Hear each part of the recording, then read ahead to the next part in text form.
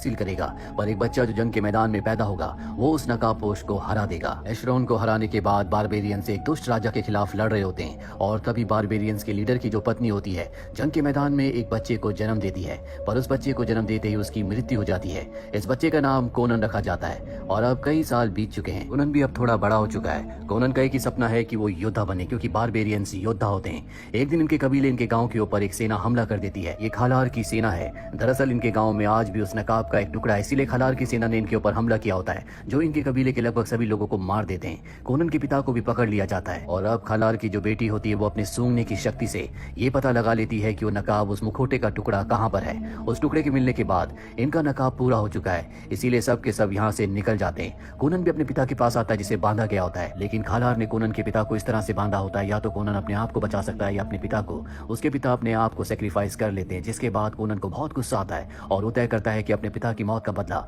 वो खालार से जरूर लेगा। इसी तरह से कुछ साल बीत जाते हैं और अब कोनन बड़ा हो चुका है। वो एक पायलट बन गया है और वो ऐसे लोगों की मदद करता है जिन्हें गुलाम बनाया गया है। वो लोगों को छुड़ाता है और हमेशा उसे खालार की तलाश रहती है, क्योंकि वो खालार को ढूंढकर उसे खत्म करके अपने पिता की मौत का बदला लेना चाहता है। और एक दिन जब वो कुछ गुलामों को छुड़ाकर जश्न मना रहा होता है, तभी वहां पर एक आदमी आता है जो एक दूसरे आदमी से छुप रहा होता है और जब कोनन उस दूसरे आदमी को देखता है तो देखता है कि उसकी नाक कटी हुई है। दरअसल ये खालार का सेनापति है। कोनन ने बचपन में इसकी नाक काटी थी जब ये खालार के साथ कोनन के कबीले में आया था और अब कोनन इसे पहचान चुका है। इसीलिए खालार का सेनापति जिस आदमी को यहाँ पर ढूंढ रहा होता है, कोनन उसके साथ अपने आप को भी बंदी बनवा लेता है। जिसके बाद खालार का सेनापति कोनन को और सभी लोगों को बंदी बनाकर एक दूसरी जगह ले जाता है, जहाँ पहुंचने के बाद कोनन अपने आप को आजाद करके खालार के सेनापति के सभी लोगों को मारने के बाद सेनापति से खालार के बारे में पूछता है। सेनापति बताता है कि खालार ने हड्डी के उस नकाब के सभी हिस्सों को पा लिया है, लेकिन अब भी वो नकाब, वो मुखौटा जिंदा नहीं हुआ। उस नकाब को जिंदा करने के लिए खालार को पवित्र खून की जरूरत है, जो उन लोगों की आखिरी वंशज है जिन्होंने उस नकाब को बनाया था। उस नकाब को जिंदा करने के बाद खालार अपनी मरी हुई पत्नी को जिंदा करना चाहता है। कोनन सारी सच्चाई जानने के बाद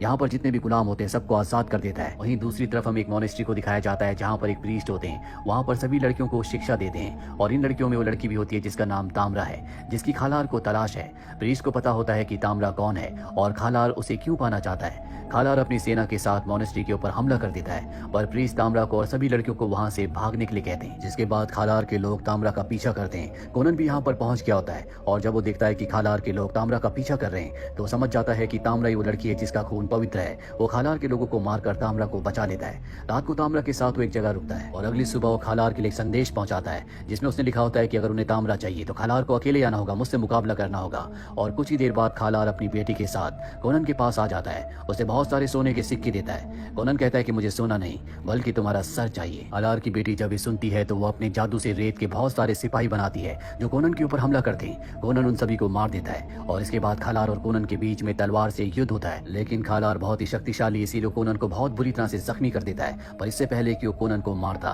तामरा अपनी जादुई शक्ति से वहां पर आग पैदा कर देती है और मौके का फायदा उठाकर कोनन को लेकर समंदर में कूद जाती है, जहाँ पर कोनन का पायलट दोस्त समुद्री जहाज में कोनन का इंतजार कर रहा था। अब कोनन को जहाज में लाया जाता है, उसके जख्मों को ठीक किया जाता है, पर खालार की बेटी को पता चल जाता है कि वो दोनों के दोनों समंदर के बीचों बीच एक समुद्री जहाज में है। इसीलिए खालार अपने भी जहाज को भेजता है, पर कोनन अपने दोस्त के साथ मिलकर उन सभी लोगों को मार देता है। और अब कोनन जो खालार को मारकर अपने पिता की मौत का बदला लेना चाहता है, वो अपने दोस्त से कहता है कि तामरा को तुम उसके शहर ले जाओ, मैं खालार को मारने के लिए उसके शहर जा रहा हूँ। और वो अकेले ही वहां से निकल जाता है, पर वो अपने उस समुद्री नक्शे को भूल जाता है जिससे वो उस जगह पहुंच सकता है जहाँ पर खालार है। इसीलिए कोनन का दोस्त तामरा से कहता है कि इस नक्शे को तुम्हें कोनन तक पहुंचाना होगा। वो उसका पीछा करते हुए उस तक पहुंच जाती है। साथ ही अब यहाँ पर तामरा को कोनन से प्यार हो गया है। वो उससे अपने प्यार का इजहार करती है और कोनन कहता है कि मैं अपनी वजह से तुम्हारी जान को खतरे में नहीं डाल सकता और वैसे भी मुझे खालार से अपने पिता की, अपने गाँव वालों की मौत का बदला लेना है। और अब ये रात एक दूसरे के साथ गुजारते हैं। इसके बाद अगली सुबह तामरा जब पानी के जहाज की तरफ जा रही होती है, तभी उसे खालार के लोग पकड़कर अपने साथ ले जाते हैं। खालार जिस जगह पर रहता है बहुत ही खतरनाक जगह है और अब तामरा को इस जगह लाया जा चुका है जहाँ पर ये उस रिचुअल को करना चाहते हैं, जिसके बाद वो नकाब जिससे किसी भी इंसान को जिंदा किया जा सकता है, उस नकाब को जिंदा करके सबसे पहले खालार अपनी पत्नी को जिंदा करना चाहता है। साथ ही वो दुनिया का सबसे ताकतवर इंसान भी बन जाएगा। वहीं कोनन को पता चल जाता है कि तामरा को खालार के लोग बंदी बनाकर अपने साथ ले गए, इसीलिए अब उस जगह जाना चाहता है जहाँ पर खालार रहता है। लेकिन वहाँ पर बहुत बड़े बड़े ताले होते हैं जिन्हें खोलना बहुत मुश्किल है, इसीलिए कोनन एक आदमी के पास जाता है जिसकी कभी उसने जान बचाई थी। इस आदमी के पास खास हुनर होता है, ये दुनिया के किसी भी ताले को खोल सकता है। और अब कोनन कहता है कि तुम्हें मेरी मदद करनी होगी। वो कोनन की मदद करने के लिए मान जाता है और ये दोनों के दोनों खुफिया रास्ते से उन तालों को खोलते हुए खालार के महल की तरफ बढ़ चलते हैं। और इनके सामने पानी का एक रास्ता आता है जो कि बहुत ही खतरनाक है। इसके अंदर एक बहुत बड़ा ऑक्टोपस है जो इन दोनों के ऊपर हमला कर देता है। देता है। साथ ही कोनन का जो साथी जो किसी भी ताले को तोड़ सकता है उसे एक लकड़ी के पिंजरे में कैद कर दिया जाता है। और अब ये ऑक्टोपस इन दोनों को मारने वाला होता है कि कोनन खालार के एक सिपाही को जो यहाँ पर होता है ऑक्टोपस के ऊपर फेंक देता है और किसी तरह से अपने साथी को लेकर यहाँ से निकल जाता है। अब क्योंकि कोनन के साथी ने सभी तालों को खोल दिया इसीलिए यहाँ से उसे अलविदा कहकर अपने शहर की तरफ निकल जाता है। दरअसल खालार को पता चल चुका था कि यहाँ कोनन पहुंच चुका है, इसीलिए वो ताम्रा को लेकर यहाँ से पहले गुफा में पहुंच चुका होता है जहाँ पर अब वो रिचुअल करना शुरू करता है और ताम्रा के खून से वो उस नकाब को जिंदा कर देता है। नकाब एक बार फिर से कई सालों के बाद जिंदा हुआ है जो देखकर खालार को बहुत खुशी होती है। वो उस नकाब को पहन लेता है और अब वो अपनी पत्नी को जिंदा करना चाहता है। पर तभी कोनन यहाँ पर खालार के एक सैनिक को मारकर उसके भेष में खालार के पास आ जाता है और उसके ऊपर हमला कर देता है। इन दोनों के बीच में अब लड़ाई होना शुरू हो जाती है जिससे पूरी की पूरी गुफा हिलने लगती है। ताम्रा को एक बहुत बड़े लकड़ी के पहिए के साथ बांधा किया था, वो नीचे खाई में गिरने लगता है पर बीच में अटक जाता है, जिसके बाद कोनन उसे बचाने के लिए उस पहिए के ऊपर कूद जाता है। खालार भी उस पहिए के ऊपर आ जाता है और इन दोनों के बीच में तलवारबाजी होना शुरू हो जाती है। पर कोनन किसी तरह से ताम्रा को आजाद कर देता और कहता है कि तुम यहाँ से भागो। और जब ताम्रा यहाँ से भाग रही होती है तभी खालार की बेटी उसे सूंघते हुए उस तक पहुंच जाती है, जिसके बाद इन दोनों के बीच में लड़ाई होना शुरू हो जाती है। पर खालार की बेटी का ताम्रा सामना नहीं कर सकती क्योंकि बहुत शक्तिशाली है, इसीलिए कोनन को आवाज लगाती है। कोनन खालार को छोड़कर उसकी मदद करने के लिए नीचे आता है, जिसके बाद वो खालार की बेटी को मार देता है और अभी दोनों के दोनों भागने लगते हैं। इनके सामने एक लकड़ी का ब्रिज होता है और जब ये उस ब्रिज को पार करने की कोशिश कर रहे होते हैं अभी ताम्रा के पैर के नीचे की लकड़ी टूट जाती है, वो नीचे गिरने लगती है, लेकिन कोनन उसकी चेन को पकड़ लेता है जिससे वो बंधी होती है और अब वो उसे ऊपर खींचने की कोशिश कर ही रहा होता है कि तभी सामने से खालार आ जाता है। खालार अब नकाब की मदद से अपनी पत्नी की आत्मा को बुलाता है क्योंकि वो चाहता है कि उसकी पत्नी की आत्मा ताम्रा की बॉडी के अंदर चली जाए। दरअसल उसकी पत्नी भी उसी की बेटी की तरह एक बहुत बड़ी जादूगरनी थी और अब वो अपनी पत्नी की आत्मा को बुलाता है, जिसके बाद उसकी पत्नी की आत्मा आती है